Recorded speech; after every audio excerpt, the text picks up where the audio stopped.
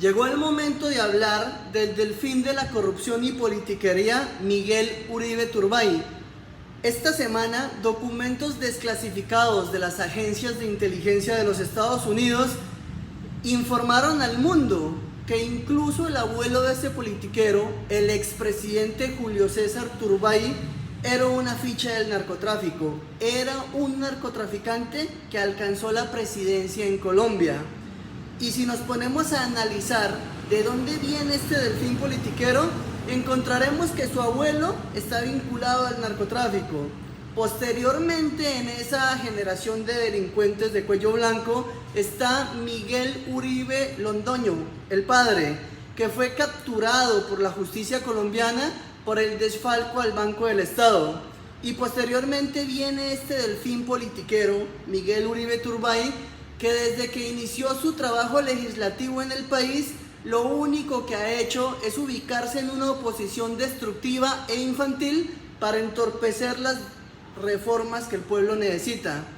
Este delfín del narcotráfico se sienta en el Congreso a destruir los intereses de la sociedad. Y nosotros como colombianos tenemos que ser sensatos.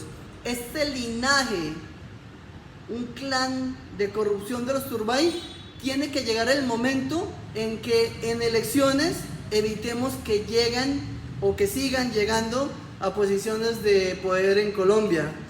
Realmente eso depende de nosotros en democracia. Para el próximo domingo, todos estos delfines del narcotráfico y de la corrupción convocan a marchas contra el presidente Gustavo Petro.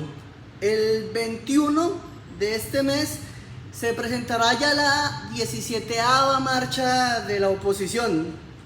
Miren, señores, la política antidrogas del presidente Gustavo Petro ha sido tan exitosa que los tiene desesperados.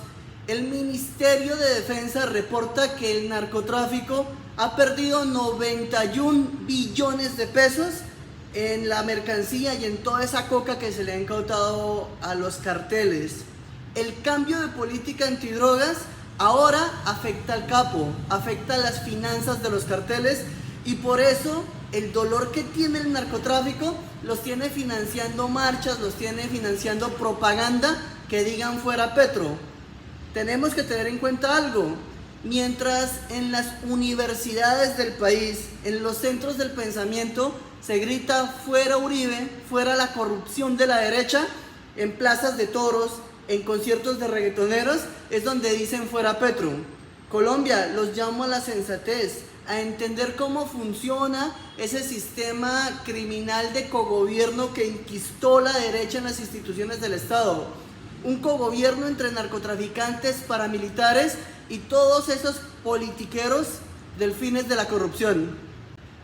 El pasado 7 de agosto inició el gobierno de Gustavo Petro.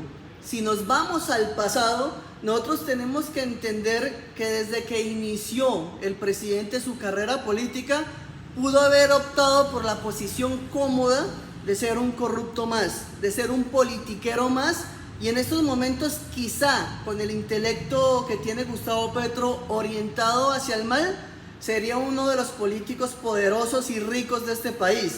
Sin embargo, Gustavo Petro optó por lo contrario.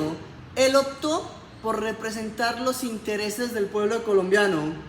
Colombianos, está pidiendo o está trabajando y haciendo gestiones para una reforma de la salud que declare la salud como un derecho y no un negocio. Está pidiendo que las pensiones del país sean administradas por un fondo justo que permita a los ancianos llegar a la pensión. Y frente a eso tenemos una excelente noticia.